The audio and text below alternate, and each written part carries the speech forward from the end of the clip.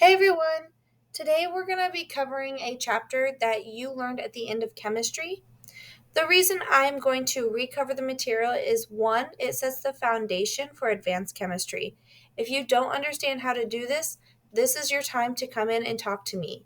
Two, this is often where most chemistry classes in college pick up in terms of understanding information. So let's go ahead and get started and learn about the mole and Avogadro's number. It all starts with measuring matter. Chemistry is considered a quantitative science. Quantitative means that it deals with numbers. In fact, a lot of advanced chemistry is doing math problems. We're just relating them back to science. In our study, we're going to analyze the composition of matter. So hopefully you remember composition is going to be the makeup or chemical makeup of something, and we're going to perform chemical calculations, hence math, to relate how reactants quantities are to the products quantities. So reactants are what we start with, while products are generally what we end with in a chemical reaction. Again, to solve these and other problems, we're going to have to be able to understand and measure the amount of matter we have. That brings into the idea the mole. So, what is the mole? Recall that matter is composed of atoms, molecules, formula units, and ions. And these particles are going to be very, very small. They are so small that it takes an extremely large number of them to create even the tiniest sample. Obviously, going through and counting these particles one by one is not practical and would take forever, so chemists have created a counting unit to describe such large numbers of atoms. So, how do chemists count the number of atoms, molecules, formula units, or ions in a substance? What chemists use is a unit that specifies the number of particles, and this unit is called the mole. The mole is defined as 6.02 times 10 to the 23rd representative particles of that substance, and it is also the SI unit for measuring the amount of substance. That number that you just heard, 6.02 times 10 to the 23rd, is also called Avogadro's number. Notice here in red that I underlined representative particles because this term is used loosely depending on what substance you're looking at. So we're going to have to go over, what does representative particles mean? Well, it can refer to atoms, molecules, formula units, or even ions. When do we use what term? Well, generally, we're going to use atoms if we're referring to most elements. Most elements, remember, these are going to be found on the periodic table. For example, iron, we say, is composed of iron atoms. Helium is composed of helium atoms. When do I use molecules?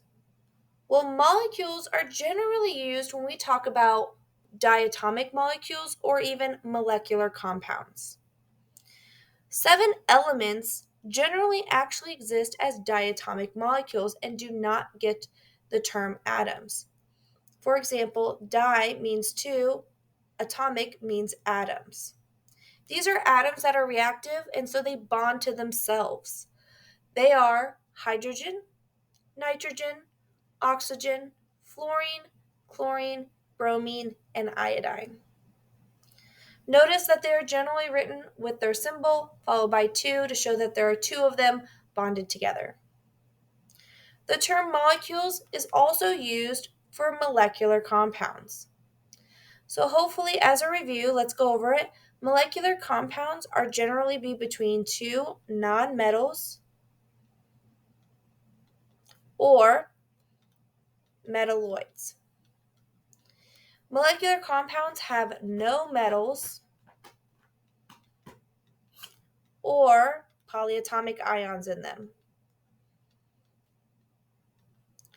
For example, water and sulfur dioxide H2O and SO2 respectively, are called water molecules or sulfur dioxide molecules.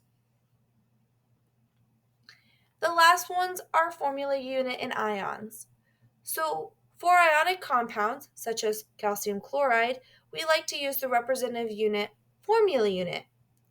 We say 1 formula unit of calcium chloride.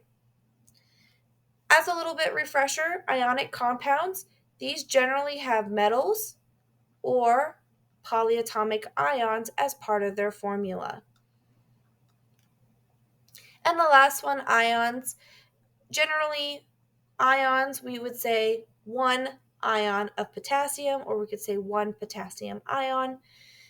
And potassium is written by K with a +1 since that's its charge. If you need a little refresher on ions, ions are atoms that have either a positive or negative charge because they have either lost or gained electrons. This brings us back to counting of moles. We already said that moles allow chemists to count the number of representative particles. And as a reminder, a mole of any substance contains 6.02 times 10 to the 23rd representative particles. Here, this table summarizes our relationship between representative particles and moles. Notice that we don't care if it's an atom, molecule, ion, or formula unit. If we have 1 mole of them, we're always going to have 6.02 times 10 to the 23rd. It doesn't matter which one we have. It even doesn't matter what kind of atom we have. 1 mole is always going to be the same. This allows us to make the relationship that 1 mole equals 6.02 times 10 to the representative particle as a basis for converting between the two. Here, this is very important for you to write down and have in your notes because you guys are going to be using this in your homework. Also, as a general reminder, as you write it down, remember representative particles can be atoms, molecules, formula units, or even ions. Here, we're going to convert between the number of representative particles to moles. And the example I have here, it says magnesium is a light metal used in the manufacture of aircraft, automobile wheels, and tools. It wants to know how many moles of magnesium is 1.25 times 10 to the 23rd atoms of magnesium. Hopefully you remember from regular chemistry, conversions always start with what we know. So in the problem, we are given 1.25 times 10 to the 23rd atoms. And we want to get rid of atoms. So if we want to get rid of a unit, you always put it opposite. So here atoms are on top. I want atoms on bottom. And up top, we're going to put mole because that's what we're trying to get to. Notice that it makes sense that we have atoms because magnesium is an element. So it is okay to put 6.02 times 10 to the 23rd. And the number 1 will be attached to mole. Avogadro's number will always be attached to a representative particle unit, and 1 will always be attached to mole whenever you're going between those two. When you guys calculate this, you get 0.207641196. However, we need to round this. Because you guys are in advanced chemistry and we are working with sig figs, we want to round this to the correct number of sig figs. This number up here has 3 sig figs, and since we're multiplying, my answer should also have 3 sig figs. So when you round this, you get 0.208. Don't forget my unit, moles. And then I'm going to ask you to require moles of what?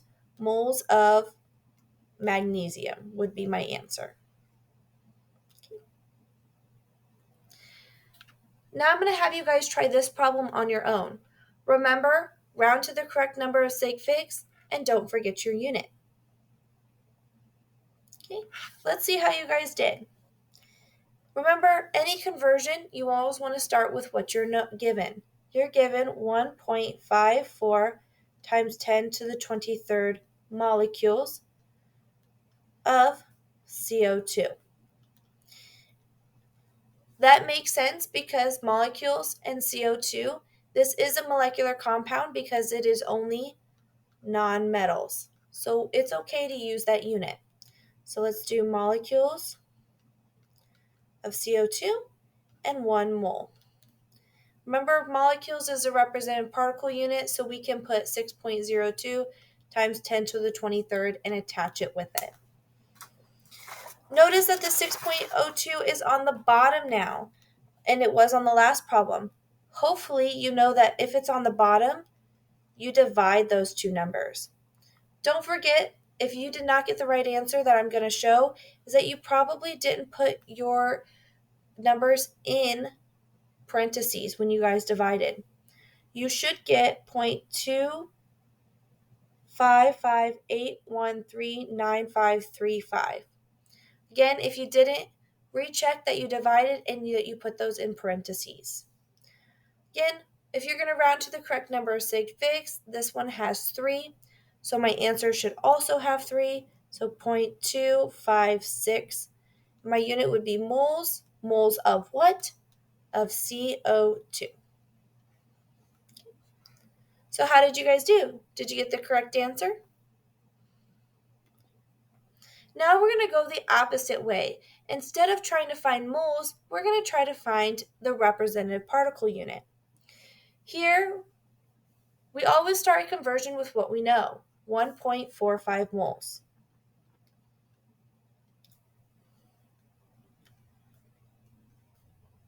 If we're trying to cancel something, we always put it on the bottom.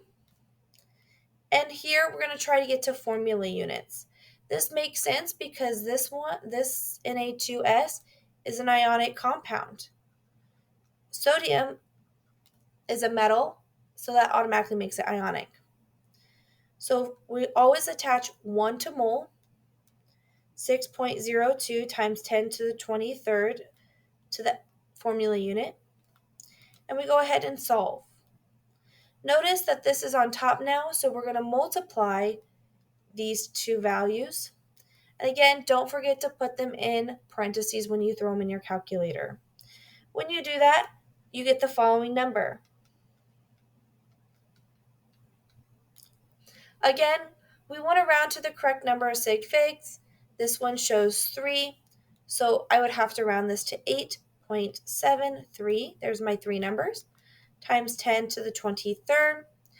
I need my correct unit, so formula units of Na2S.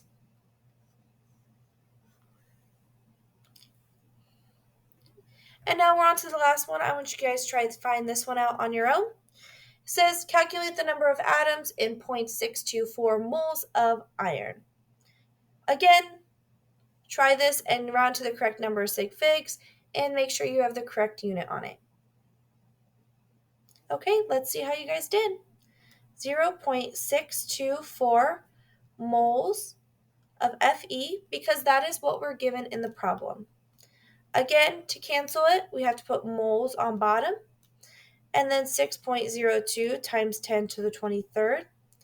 It makes sense that this unit is atoms since iron is an element. So atoms is the correct unit to use. We can go ahead and solve. Again, the 6.02 is on top, so you multiply that. When you go and multiply that, you get the following as your answer.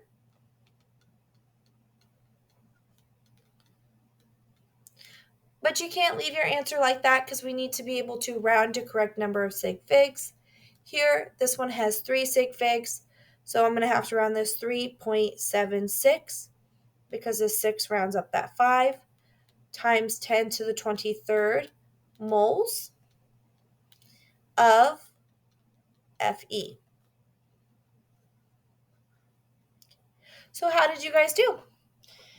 If you had any troubles with this lesson, let me know. Make sure that you come in for help and ask questions, and I hope that you guys have a good day.